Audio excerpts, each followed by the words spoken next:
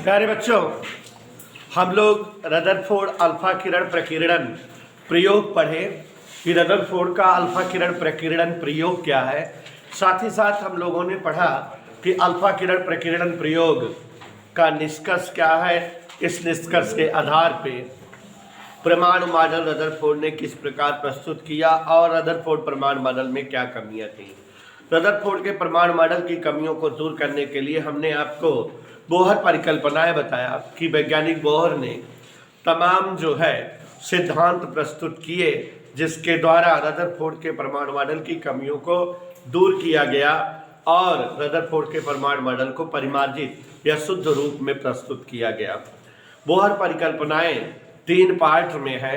3 परिकल्पनाएं Bohr ने दिया Rutherford के परमाणु मॉडल की कमी को दूर करने के लिए, या यह कह सकते हो कि अस्थायित्व को समझाने के लिए, रदरफोर्ड के परमाणु मॉडल को दूर जो है सुधारने के लिए बोहर ने 3 परिकल्पनाएं प्रस्तुत की। और बोहर की तीनों परिकल्पनाएं आपके एग्जाम के दृष्टिकोण से बहुत महत्वपूर्ण है। आप सभी बच्चों को एक एक परिकल्पना रटी होनी चाहिए। तो मैं एक एक परिकल्पना आपको समझा दे रहा हूँ, फिर से एक बार ध्यान से सुन लीजिए। रदरफोर्ड की परिकल्पनाएं क्या है। रदरफोर्ड ने पहली परिकल्पना दी, बोहर की परिकल्पनाएं क्या है। वैज्ञानिक बोहर ने पहली परिकल्पना यह दी कि इलेक्ट्रॉन परमाणु नाभिक में परमाणु नाभिक के चारों ओर केवल उन्हीं कक्षाओं में चक्कर करते हैं जिन कक्षाओं के लिए उनका कोणीय संवेग कक्षा संख्या के h/2 पाई गुना होता है। मतलब अगर इलेक्ट्रॉन 9वीं कक्षा में चक्कर कर रहा है तो उसका कोणीय संवेग mvr nh/2 पाई होना चाहिए। ये पहली परिकल्पना थी और उन्होंने बताया कि जिन कक्षाओं में इलेक्ट्रॉन चक्कर कर पाता है वे कक्षाएं स्थायी कक्षाएं होती हैं।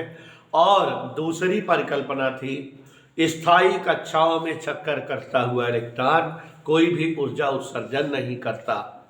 तीसरी बात थी कि यदि परमाणु पर बाहर से ऊर्जा आपतित होती है तो परमाणु का कोई इलेक्ट्रॉन इस ऊर्जा को अवशोषित करके निम्नतम ऊर्जा स्तर से उच्चतम ऊर्जा स्तर में पहुंचता है और 10⁻⁷ सेकंड के अल्प समय तक कक्षा में रुककर पुनः अपनी निम्नतम कक्षा में वापस आता है अपनी अतिरिक्त ऊर्जा को उत्सर्जित करते हुए। ये बोहर की 3 परिकल्पनाएं थी और बच्चों इन्हीं परिकल्पनाओं के आधार पर परमाणु मॉडल का स्थायित्व बना। और अब हम लोग जो है बहुत ही इंपॉर्टेंट डेरिवेशन इस चैप्टर के करने जा रहे हैं, जिन पर जो है आप थोड़ा सा ध्यान केंद्रित करिएगा। और ये चैप्टर का यही मेन टॉपिक है। इस चैप्टर में 2 चीज़ें केमिस्ट्री की हैं, ऊर्जा अवशोषण और ऊर्जा उत्सर्जन। अवशोषण संक्रमण, उत्सर्जन संक्रमण। हालांकि हम पढ़ाएंगे, केमिस्ट्री का टॉपिक है, कोई पढ़ाता नहीं है बट मैं पढ़ाऊंगा। तो यहाँ ध्यान दीजिए बच्चों, बोहर परिकल्पना के आधार पे सबसे पहले हाइड्रोजन परमाणु में जो इलेक्ट्रॉन कक्षा में चक्कर करते हैं उनकी त्रिज्या निकाली गई। कक्षा त्रिज्या कि जिस कक्षा में इलेक्ट्रॉन चक्कर करता है उसकी जो है कक्षा त्रिज्या क्या है, इलेक्ट्रॉन का वेग क्या है चक्कर के लिए, और इलेक्ट्रॉन कितनी गतिज ऊर्जा से किसी कक्षा में चक्कर करता है, और इलेक्ट्रॉन की स्थितिज ऊर्जा क्या है किसी कक्षा में चक्कर के दौरान, इलेक्ट्रॉन की संपूर्ण ऊर्जा क्या है, तरंग संख्या क्या है, सूक्ष्म संरचना नियतांक, ये सब कंपटीशन के टॉपिक है। तो हम लोग जो है देखेंगे। तो और शॉर्ट में ये समझ लीजिए कि बोहर त्रिज्या का डेरिवेशन करने जा रहे हैं। तो ध्यान दीजिएगा, सभी को समझ में आना चाहिए अगर आप मेरे साथ ध्यान देंगे तो। बोहर त्रिज्या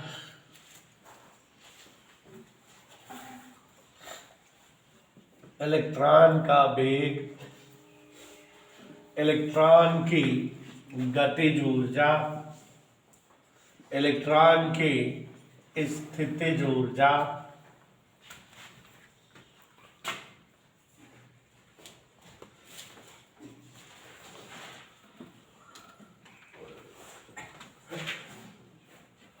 और इलेक्ट्रॉन की संपूर्ण ऊर्जा निकालना है। ध्यान से देखिए,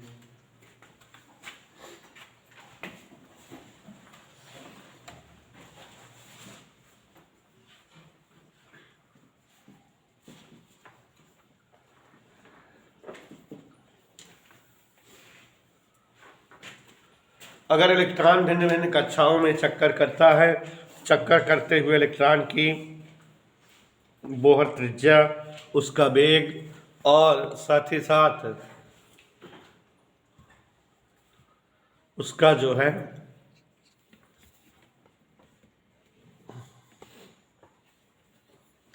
सामने बोर्ड पर लिखा हुआ है क्या क्या मालूम करना है। ये सारे डेरिवेशंस हैं, ध्यान समझिएगा। सबसे पहले हाइड्रोजन के लिए निकाला गया था और उसके बाद हाइड्रोजन के ही आधार पे समस्त प्रकार के परमाणुओं के लिए समझ लिया गया या निकाल दिया गया। तो बच्चों, सबसे पहले जो है बोहर त्रिज्या या वेग या ऊर्जा, जो भी कुछ निकालना है, कई सारी चीजें निकालनी है। सबसे पहले बोहर त्रिज्या निकालेंगे। तो सबसे पहले रदरफोर्ड ने जो बताया आप उसको याद करिए। रदरफोर्ड ने बताया था कि इलेक्ट्रॉन परमाणु में नाभिक के बाहर चारों ओर अलग अलग कक्षाओं में चक्कर करते हैं और इलेक्ट्रॉन को कक्षा में चक्कर करने के लिए आवश्यक अभिकेंद्र बल इलेक्ट्रॉन और नाभिक के मध्य के विद्युत आकर्षण बल से प्राप्त होता है। और बोहर सिद्धांत भी आप जान रहे हो, दोनों को मिला करके हम जो है ये सब चीजें प्राप्त करेंगे। मान लेते हैं कल की क्लास में हमने आप सबको समझाया था कि अगर कोई परमाणु होता है तो परमाणु की उदासीन अवस्था में जितना इलेक्ट्रॉन होते हैं उसमें उतने ही प्रोटॉन होते हैं, और किसी परमाणु के प्रोटॉनों की संख्या को परमाणु क्रमांक कहा जाता है या परमाणु संख्या कहा जाता है। जेड से रिप्रेजेंट करते हैं, जेड बराबर पी की संख्या बराबर ई की संख्या।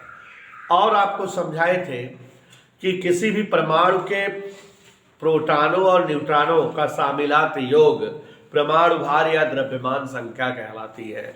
तो ये सारी चीजें हम लोगों ने एक्सप्लेन किया था। अब यहाँ थोड़ा ध्यान से देखिए, मान ले रहे हैं कोई एक परमाणु है और उसका परमाणु क्रमांक जेड है।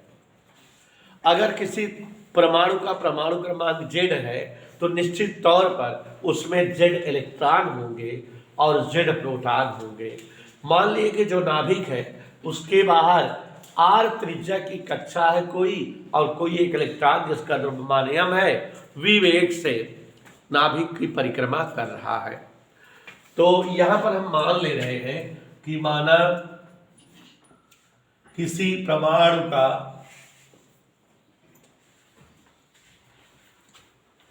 परमाणु क्रमांक को वैसे हमने कल बताया था जेड से रिप्रेजेंट करते हैं। किसी परमाणु का परमाणु क्रमांक जेड है, इस परमाणु के नाभिक के बाहर आर त्रिज्या की कक्षा में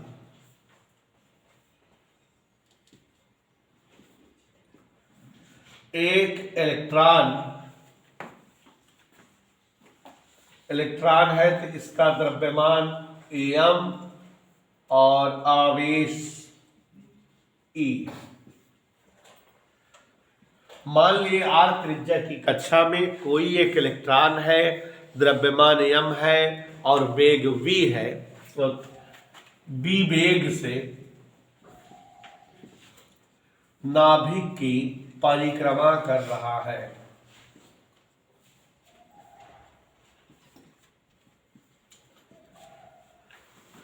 ध्यान से देखिए जरा, चित्र अगर बनाना चाहें तो ये नाभिक है। क्या है ये नाभिक है उस परमाणु का, और जिसके बाहर आर त्रिज्या की कक्षा में, ये आर त्रिज्या की कक्षा है,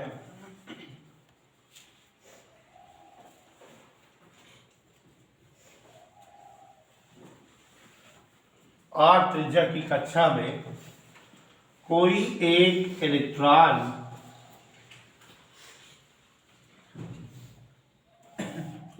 वेग से नाभिक के चारों ओर परिक्रमा कर रहा है। Is that clear? चित्र सभी बच्चों को समझ में आना चाहिए। यहां गौर से देखिए, एक नाभिक है, इसके बाहर आर त्रिज्या की कोई कक्षा है, कोई एक इलेक्ट्रॉन इस नाभिक की जो है चारों ओर v वेग से परिक्रमा कर रहा है। अगर इस परमाणु का परमाणु क्रमांक z है, परमाणु क्रमांक या हमने आपको बताया है परमाणु संख्या का मतलब होता है इलेक्ट्रॉनों या प्रोटॉनों की संख्या।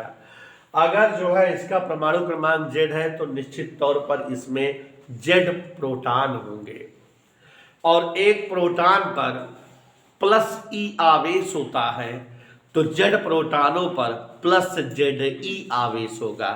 तो मतलब ये जो नाभिक है इसमें हमें समझ में आया है कितने प्रोटॉन होंगे, z प्रोटॉन, और उन पर आवेश क्या होगा, प्लस Ze, और इलेक्ट्रॉन पर आवेश क्या होगा, माइनस E। नाभिक पर आवेश, अगर हम नाभिक का आवेश जानना चाहें और नाभिक के आवेश को अगर हम Q1 से कहें तो Q1 बराबर, नाभिक में होते क्या है, प्रोटॉन और न्यूट्रॉन। न्यूट्रॉन में तो आवेश होता नहीं, तो जो प्रोटॉन होंगे उन्हीं का आवेश नाभिक का आवेश होगा। समस्त प्रोटॉनों का आवेश, ध्यान से देखिए समझा रहा हूं, नाभिक पर आवेश Q1 मतलब नाभिक के समस्त प्रोटॉनों का, और नाभिक में कितने प्रोटॉन होंगे, Z प्रोटॉन होंगे, क्योंकि नाभिक का परमाणु क्रमांक हमने Z बोला है। तो Z प्रोटॉनों का आवेश, नाभिक का आवेश होगा, माने Q1 बराबर प्लस Ze। इलेक्ट्रॉन जो है उसका आवेश अगर हम Q2 से रिप्रेजेंट करें तो माइनस E, इलेक्ट्रॉन पर माइनस E कूलाम का आवेश होता है, या E आवेश होता है इलेक्ट्रॉन पर, हम जानते हैं। तो अब यहां गौर से देखिए जरा, ये बहुत इंपॉर्टेंट हेडिंग है, केवल बोहर त्रिज्या तक, बाकी सब नहीं पूछा जाता, लेकिन बाकी सब नहीं जानते रहेंगे तो आगे स्पेक्ट्रम नहीं पढ़ पाएंगे। तो ध्यान दीजिएगा, कोई एक परमाणु नाभिक है जिस पर जो है, जिसके भीतर Z प्रोटॉन है, एक प्रोटॉन पर प्लस E आवेश है, तो चित्र के हिसाब से समझ गए कि नाभिक पर संपूर्ण आवेश प्लस Ze। बाहर r दूरी की कक्षा में एक इलेक्ट्रॉन चक्कर कर रहा है वृत्ताकार पथ पर, इस पर आवेश माइनस E, इसके आवेश को हमने Q1 से लिखा, इसके आवेश को Q2 से। दोनों के बीच पर्याप्त वैद्युत आकर्षण बल या कूलाम बल लग रहा होगा, और इलेक्ट्रॉन को वृत्तीय गति पूरा करने के लिए अभिकेंद्र बल चाहिए। आपको जो है वृत्तीय गति वाले चैप्टर में बताया गया है कि अगर कोई वस्तु वृत्ताकार पथ पर गति करती है तो उसको अपनी वृत्तीय गति को बनाए रखने के लिए अभिकेंद्र बल की जरूरत होती है, और वहां जो भी बल वस्तु को मिलता है वही बल बदल जाता है अभिकेंद्र बल में, और रदरफोर्ड ने भी इस बात को बताई है। तो इलेक्ट्रॉन की वृत्तीय गति हेतु, इलेक्ट्रॉन की वृत्तीय गति हेतु, ध्यान से देखिए, वृत्तीय गति हेतु आवश्यक कौन से बल की जरूरत होगी, अभिकेंद्र बल। कोई भी वस्तु वृत्ताकार पथ पर तभी गति कर पाती है जबकि उसको एम केन प्रकारेण अभिकेंद्र बल मिले। Is that okay? और बच्चों यहां पर देखिए, इलेक्ट्रॉन वृत्तीय पथ पर चक्कर कर रहा है, वृत्तीय पथ पर उसको अपनी गति को बनाए रखने के लिए अभिकेंद्र बल चाहिए, और अभिकेंद्र बल यहाँ दोनों के बीच के वैद्युत आकर्षण बल से ही प्राप्त होगा। तो इलेक्ट्रॉन व नाभिक, ध्यान से देखो, के मध्य का, इलेक्ट्रॉन और नाभिक के मध्य का वैद्युत आकर्षण बल। अब अभिकेंद्र बल का सूत्र होता है mv²/r,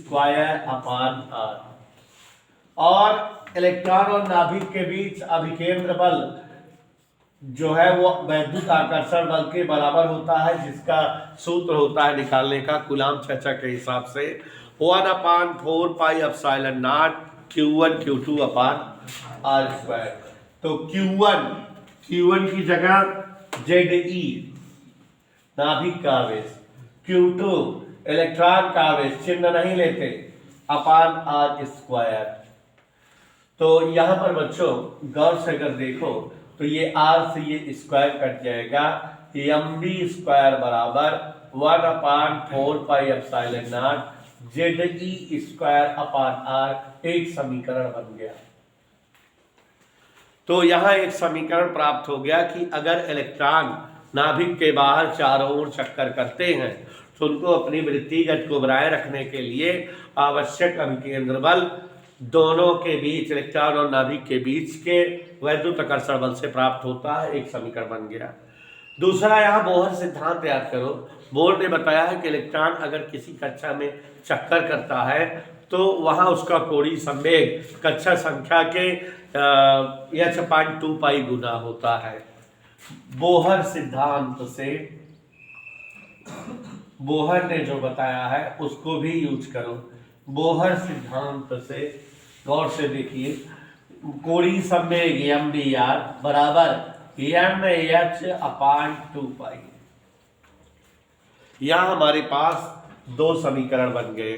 दोनों समीकरणों को किसी भी तरह से हल करें और r का मान निकाल लें। गौर से देखो, यहाँ v स्क्वायर है, यहाँ केवल v है। अगर इसका स्क्वायर कर देंगे तो यहाँ भी v स्क्वायर होगा और v स्क्वायर कट जाएगा और r की वैल्यू आ सकती है।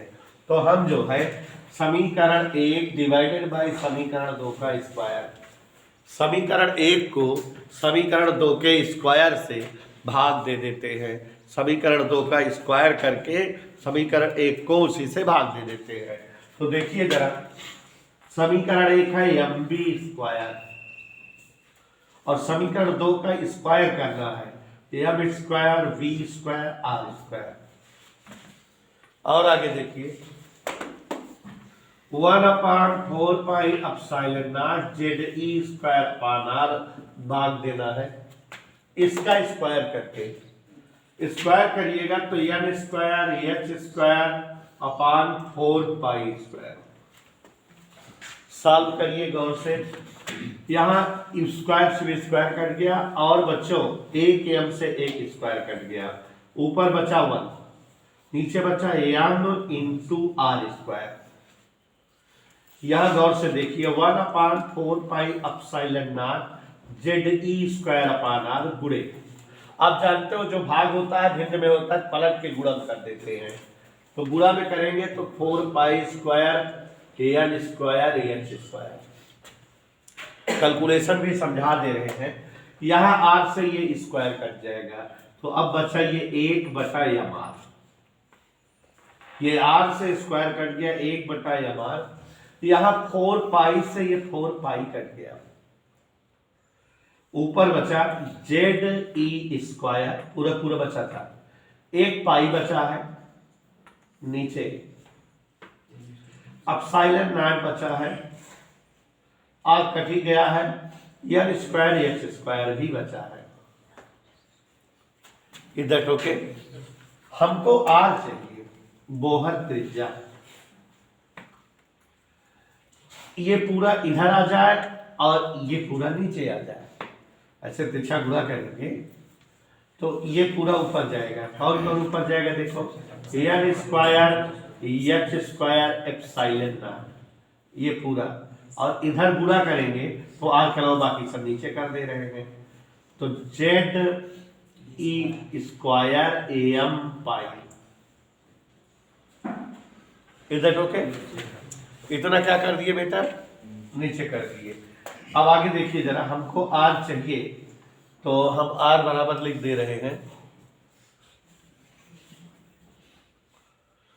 ऐसे, r बराबर n स्क्वायर बाहर करके, कक्षा संख्या है, अंदर देखो h square epsilon not upon ZE square Z pi E square चाहे जिसको आगे पीछे कर दो। इधर क्लियर। ये बोहर त्रिज्या का व्यंजक आ गया। चूंकि बोहर त्रिज्या हाइड्रोजन परमाणु के लिए निकाली गई है, हाइड्रोजन परमाणु का परमाणु क्रमांक 1 होता है, तो यहाँ जेड की जगह 1 रख देंगे तो हाइड्रोजन परमाणु के लिए बोहर त्रिज्या की वैल्यू आ जाएगी। ये पूरा का पूरा कांस्टेंट है ब्रैकेट के अंदर, तो आर बराबर एन स्क्वायर इंटू कांस्टेंट। बराबर और कांस्टेंट तब लगता है जबकि प्रोपोर्शनल का सिंबल हो, तो आर प्रोपोर्शनल एन स्क्वायर, माने बोहर त्रिज्या परमाणु ये एन के स्क्वायर के प्रोपोर्शनल होती है। कहने का मतलब किसी परमाणु की त्रिज्या का मान हमेशा जो है कक्षा संख्या के वर्ग के समानुपाती होता है। कक्षा संख्या बढ़ती जाती है तो एन का मान बढ़ते रहने से त्रिज्याएं भी बढ़ती रहती हैं। सही भी है, जो जो आप आगे कक्षाओं बढ़ते जाते हो कक्षा त्रिज्या बढ़ती जाती फैलती जाती है। पहली कक्षा एन 1 है तो वहाँ पर 1 का स्क्वायर रहेगा तो आर का मान कम आएगा, लेकिन दूसरी कक्षा में एन 2 रहेगा, 2 का स्क्वायर 4, आर का मान और ज़्यादा आ जाएगा। तो एन का मान बढ़ते रहने से इलेक्ट्रॉन की कक्षाएं बढ़ती रहती हैं। ये बोहर त्रिज्या का सूत्र है। अब अगर हम इलेक्ट्रॉन के लिए अगर निकाले, इसको किसके लिए निकाले बेटा? हाइड्रोजन परमाणु के इलेक्ट्रॉन के लिए, तो जेड का मान 1 रख देंगे। यहां पर प्यारे बच्चों बोहर त्रिज्या ध्यान समझिए, आर बराबर N square H square epsilon naught Z pi, चाहे जेटा आगे पीछे लिखा और मतलब ना होता है, ई स्क्वायर एम, ये में एच परमाणु हेतु, कौन से परमाणु हेतु? हाइड्रोजन परमाणु के लिए। हाइड्रोजन परमाणु का परमाणु क्रमांक 1 होता है, तो यहां बोहर त्रिज्या, इसको आर नॉट से लिखते हैं, बोहर त्रिज्या बराबर N square H square epsilon naught pi e square m. ये जो है बोहर त्रिज्या का व्यंजक आ जाता है, जेड हट जाता है। और इससे स्पष्ट है, एक और बात स्पष्ट है जो बता रहे थे कि इसका मान प्रोपोर्शनल होता है एन स्क्वायर के। किसके प्रोपोर्शनल होता है? और एक चीज देखो, यहां ये जो कांस्टेंट है क्या? H square epsilon naught pi e square m बराबर, कांस्टेंट की चर्चा कर रहे हैं हम, तो कांस्टेंट में जरा देखिए एच 6.6 गुणे 10 की घात -34 होल स्क्वायर गुणे एप्सिलॉन नॉट 8.85 गुणे 10 की घात -12 पाई 3.14 ई का स्क्वायर 1.6 गुणे 10 घात -19 का होल स्क्वायर एम 9 गुणे 10 की घात -31 इलेक्ट्रॉन का द्रव्यमान है। ये इतना समझ में आ रहा है? इस पूरे का कैलकुलेशन करोगे तो 0.53 एंगस्ट्रॉम आता है। कितना आता है कैलकुलेशन के बाद? इसलिए यहां गौर से देखो, हाइड्रोजन परमाणु हेतु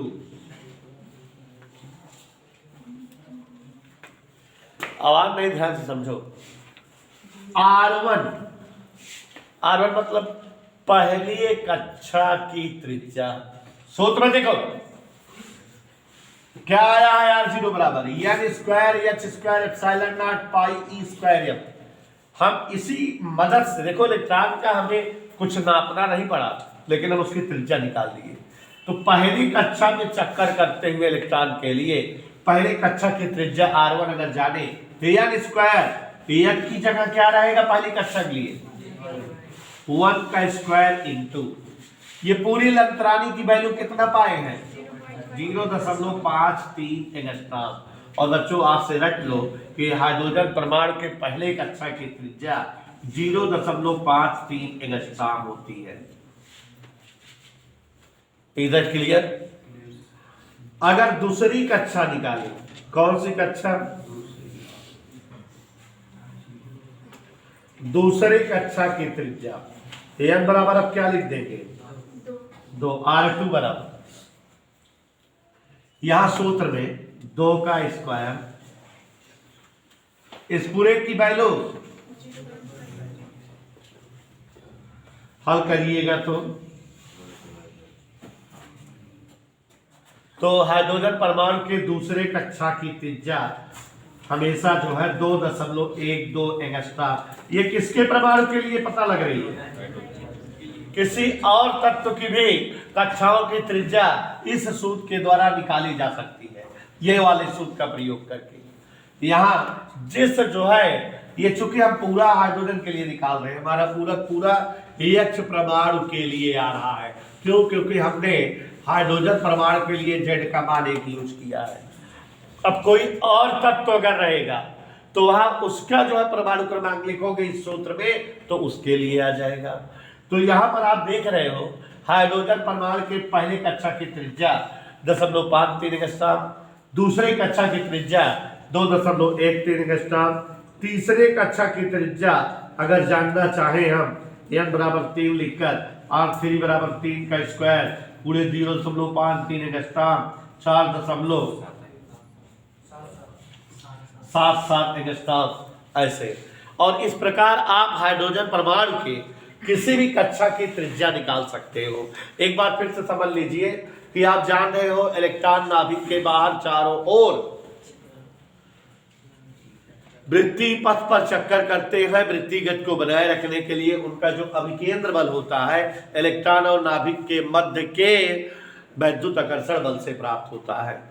और इलेक्ट्रॉन और नाभिक के मध्य का वैद्युत आकर्षण बल हमेशा 1/4πε0 Ze²/r² से निकाला जाता है। इस सूत्र में कहीं भी वेग नहीं है v, इसलिए स्थिरता या गतिशीलता के लिए जो है यहाँ पर कोई और सूत्र की रिक्वायर्ड नहीं होगी। अगर वेग का वैल्यूएशन होता इसमें सूत्र में v वगैरह होता तो हम स्थिर और गति स्थिति के लिए अलग अलग सूत्र अप्लाई करते हैं। बाय द वे यहाँ पर जो इसको सॉल्व किए तो एक समीकरण बन गया। बोहर सिद्धांत MdR बराबर इतना कहता है, दोनों को भाग दे करके R का मान निकाल लिए, R बराबर n² H²ε0 Z πe²m। ये जो है बोहर त्रिज्या या परमाणु की त्रिज्या का सही सूत्र हुआ। इस सूत्र के द्वारा हम दुनिया के किसी परमाणु की कक्षा की त्रिज्या निकाल सकते हैं। और अगर स्पेशली हाइड्रोजन के लिए निकालना हो तो यहाँ पर Z का मान 1 रख देंगे तो हाइड्रोजन के लिए कक्षा त्रिज्या आ जाएगी R बराबर इतना। बच्चों यहाँ ये पूरा का पूरा कांस्टेंट है, जिसका मतलब R प्रोपोर्शनल या निश्चय, माने परमाणुओं की कक्षाओं की त्रिज्या हमेशा जो है कक्षा संख्या के वर्ग के समानुपाती होती है। कक्षा संख्या का मान बढ़ते रहने पर त्रिज्या देखो बढ़ती जा रही है।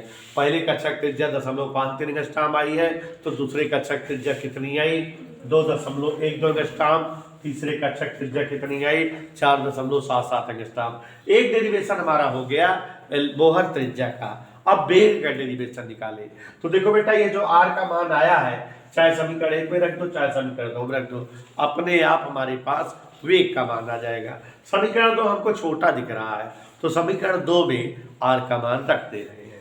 तो सभी लोग ध्यान से देखें जरा। अब हम वेग निकालेंगे। किसका वेग निकालेंगे बेटा? इलेक्ट्रॉन का वेग। भिन्न भिन्न कक्षाओं में चक्कर करते हुए इलेक्ट्रॉन का वेग। और ये मान जो त्रिज्या वगैरह का है याद रखिए अभी कई जगह यूज होंगे, तो ध्यान से देखिए जरा। इलेक्ट्रॉन का वेग, भिन्न भिन्न कक्षाओं में चक्कर करते हुए इलेक्ट्रॉन का वेग ज्ञात करेंगे। थोड़ा ध्यान से सुनिएगा। इलेक्ट्रॉन का वेग भिन्न भिन्न कक्षाओं में चक्कर के दौरान R का मान समीकरण 2 में रखने पर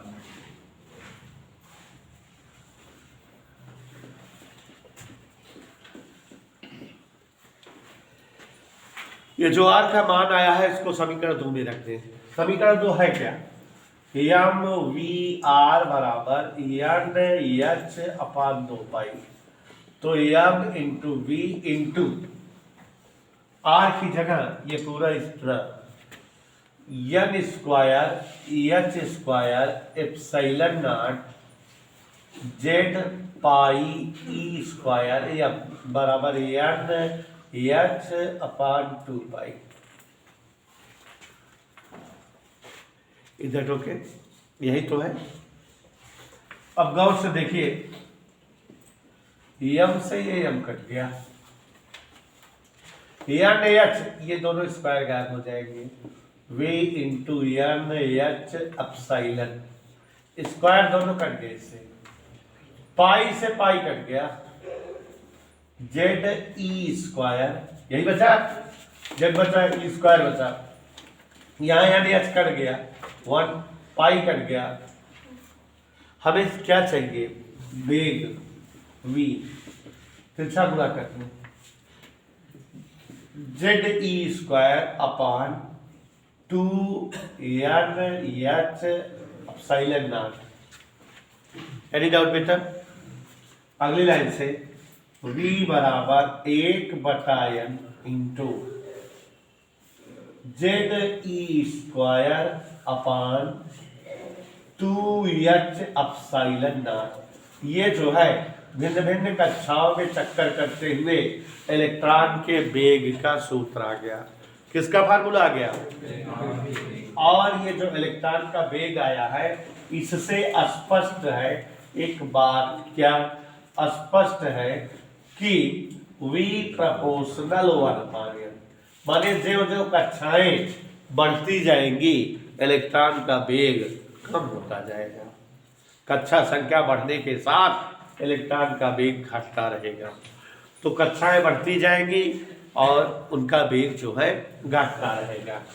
हाइड्रोजन परमाणु के लिए गौर से देखिए जरा, हाइड्रोजन परमाणु हेतु जेड बराबर क्या होता है?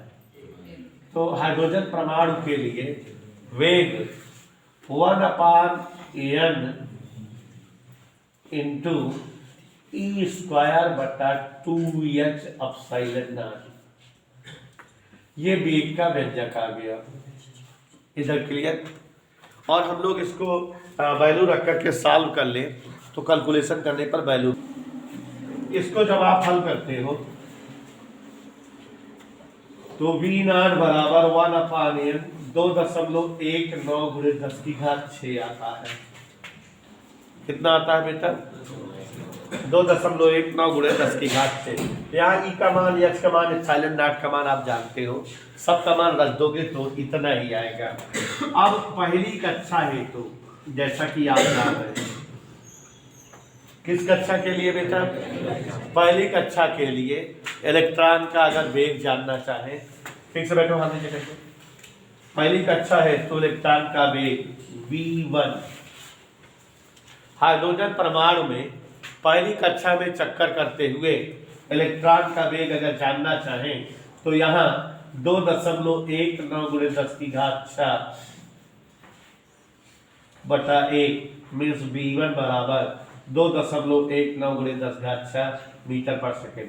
आपको इससे स्पष्ट हो रहा है कि इलेक्ट्रॉन बहुत तेज गति करता है नाभिक में, जो है परमाणु की कक्षाओं में चक्कर करते हुए, उसका वेग 2.19 × 10⁶ मीटर पर सेकेंड होता है। हाइड्रोजन परमाणु में चक्कर करते हुए इलेक्ट्रॉन का पहली कक्षा के दौरान वेग 2.19 × 10⁶ मीटर पर सेकेंड होता है।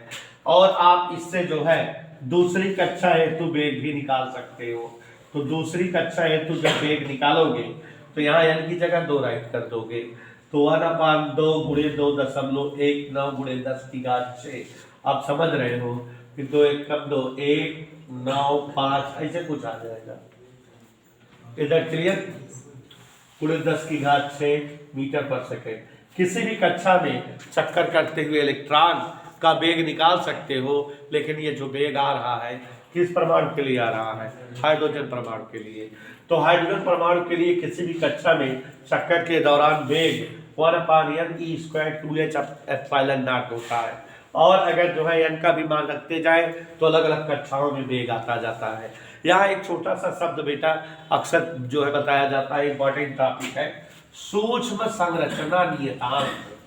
क्या? सूक्ष्म संरचना नियतांक क्या होता है जान लीजिए। V1/C को सूक्ष्म संरचना नियतांक कहते हैं। परिभाषा खुद बना लीजिए। हाइड्रोजन परमाणु V1 यही है। हाइड्रोजन परमाणु की पहली कक्षा में चक्कर करते हुए इलेक्ट्रॉन का वेग और प्रकाश के वेग का अनुपात सूक्ष्म संरचना नियतांक कहलाता है। परिभाषा रखनी है बस। और इसकी वैल्यू अगर हम निकालना चाहें तो मान रख करके दोनों का निकालेंगे, जिसकी वैल्यू आती है 1/137। तो सूक्ष्म संरचना नियतांक मतलब V1/C, मतलब हाइड्रोजन परमाणु के पहली कक्षा में चक्कर करते हुए इलेक्ट्रॉन के वेग और प्रकाश के वेग का अनुपात सूक्ष्म संरचना नियतांक कहलाता है। इसका मान V1/C 1/137 होता है। तो डिटेल बता दें। देखिए जरा, अब इलेक्ट्रॉन जब भिन्न भिन्न कक्षाओं में चक्कर कर रहा हो, इलेक्ट्रॉन की गतिज ऊर्जा अगर हम जानना चाहें, भिन्न भिन्न कक्षाओं में चक्कर करते हुए इलेक्ट्रॉन की गतिज ऊर्जा। प्यारे बच्चों, गतिज ऊर्जा का सूत्र 12mv² होता है। याद करिए, यहाँ पर हाफ ऐसे लिखा रहने दिए, गतिज ऊर्जा निकाल रहे हैं। mv² का मान हमने निकाला है। जो समीकरण 1 लिखे थे, mv² बटे r बराबर 1/4πε0 ZE²/r। स्क्वायर तो r से r कट गया था, mv² का मान आया था। तो mv² का मान आया था 1/4πε0 ZE²/r। यही आया था। तो इस तरह से ये आ गया 1/8πε0 ZE²/r गतिज ऊर्जा का सूत्र आ गया। किसका सूत्र आ गया? एक सूत्र ये आया। गतिज ऊर्जा के 3 सूत्र बताऊंगा, एक गतिज ऊर्जा का सूत्र ये आया। अब r का मान इसमें अगर हम रख दें तो एक और सूत्र आ जाएगा। तो देखिए जरा, r का मान रख करके निकाल रहे हैं गतिज ऊर्जा का सूत्र। ध्यान से देखिए, 1/8πε0 ZE², r का मान ये है m²h²/ZπE²m। 3 सूत्र निकालेंगे। तो देखिए, काट पीट लगाइए। पाई से ये पाई कट गया शायद, जेड ऊपर गया, Z² m⁴, यम ऊपर गया, E⁴ ऊपर गया, नीचे n²h²/0 का whole square. Is that okay? माने गतिज ऊर्जा के E बराबर 1/n²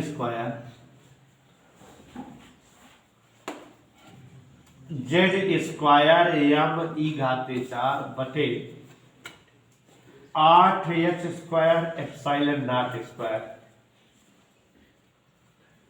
यही आई। किसका सूत्र आ गया? गतिज ऊर्जा का दूसरा सूत्र। कल ये पूरा टॉपिक फिर समझाएंगे। ये इतना समझ में आया बेटा? कहीं कोई दिक्कत? तो गतिज ऊर्जा के सूत्र आ गए। एक सूत्र ये है, एक सूत्र ये है। ये सूत्र बता रहा है कि गतिज ऊर्जा कक्षा संख्या के वर्ग के व्युत्क्रमानुपाती होती है। हाइड्रोजन परमाणु के लिए Z बराबर 1 लिख देंगे तो हाइड्रोजन परमाणु की गतिज ऊर्जा 1/n²m⁴ 8h²ε0² आ जाएगी। इधर क्लियर? कहीं कोई दिक्कत? समझ आ रहा है? एक सूत्र और निकालेंगे रिडबर्ग नियतांक के पदों में।